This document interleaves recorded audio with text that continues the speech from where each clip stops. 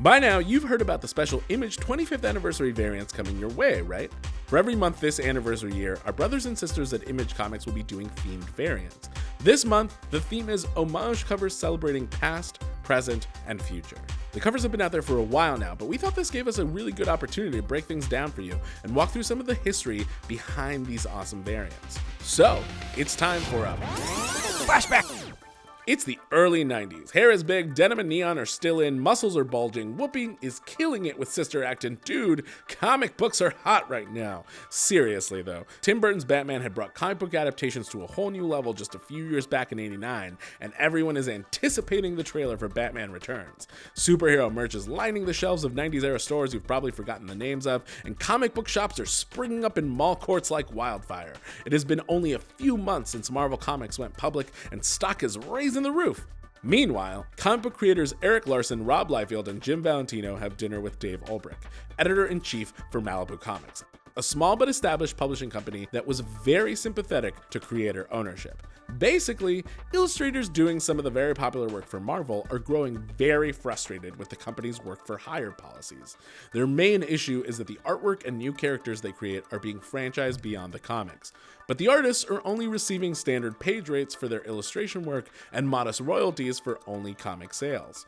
So, in December of 1991, some of Marvel's heaviest hitters approached President Terry Stewart, emphasizing that the company's policies are unfair and demanding creator ownership and control. Suffice it to say, Marvel does not agree to the demands, and in a month, a deal had been worked out with Malibu Comics for production and distribution, and a title for a new company is chosen. It's February 1st, 1992, and a press release has gone out announcing the formation of Image Comics. And now that the dust has settled, the smoke is clear, and the flag is planted, 7 names emerge as the founders. Illustrators Todd McFarlane, Jim Lee, Rob Liefeld, Mark Silvestri, Erik Larsen, Jim Valentino, and Wals Portacio. Image itself would own no intellectual property except the company's trademarks. Each Image partner therefore founded his own studio, which published under the Image banner but was autonomous from any central editorial control. Portacio withdrew during the formative stages to deal with his sister's illness, so Image initially consisted of 6 studios: Todd McFarlane Productions, Jim Lee's Wildstorm Productions, Erik Larsen's Highbrow Entertainment, Jim Valentino's Shadowline, Mark Silvestri's Top Cow Productions, and Rob Liefeld's Extreme Studios. The impact of this move was huge, and there's a lot more that happened over the next 25 years. Most notably for us being that shortly after executive director Eric Stevenson was promoted to the position of publisher in July of 2008, a brand new Image partner was added: Robert Kirkman. His black and white series that you Skybounders may have heard of before, The Walking Dead, had emerged as a long-running and popular series, and Invincible had become one of the longest-running series featuring a newly created superhero in recent years.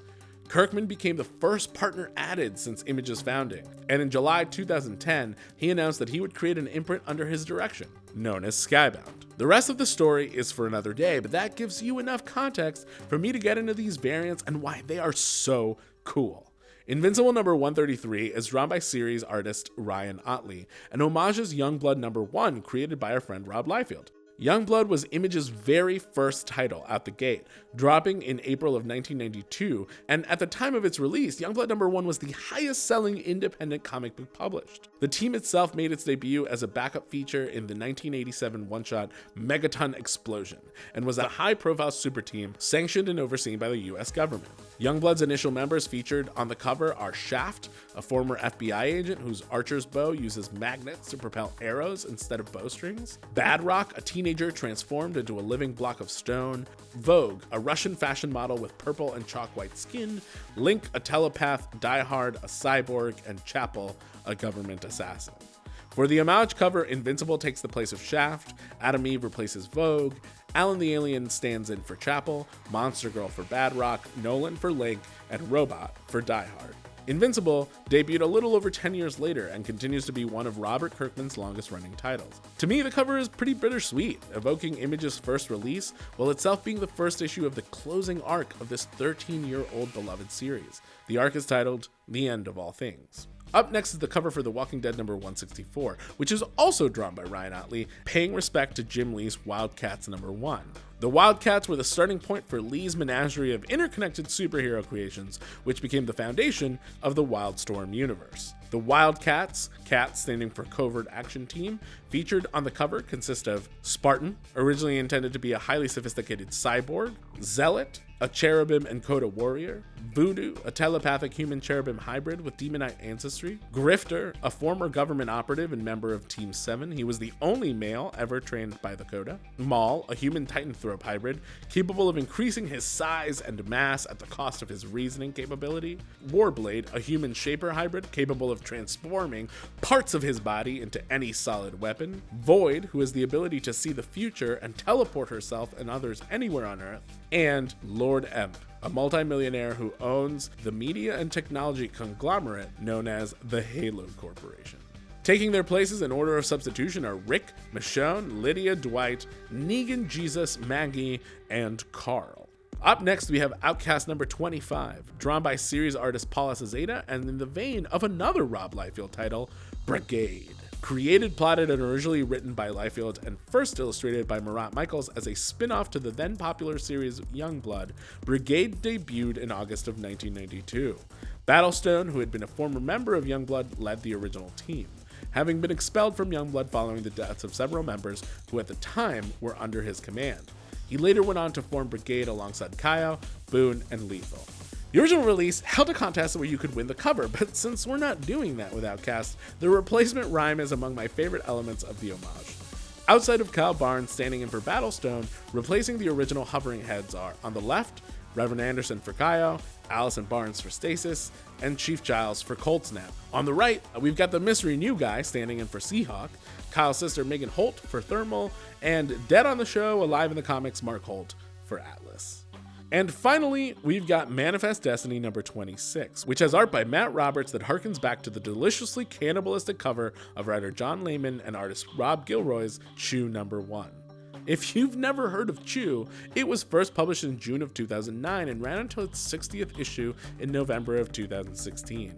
It follows the misadventures of a U.S. Food and Drug Administration agent who solves crimes using his unique psychic power. The protagonist, Tony Chew, is a Cebapath, meaning that he can take a bite from anything and get a psychic sensation of what has happened to that object, even if that object is a dead human body.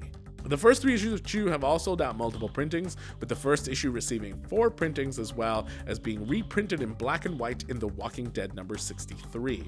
The first issue was so popular that it was called one of Image's most acclaimed titles and was reprinted again in the first wave of the Image First line.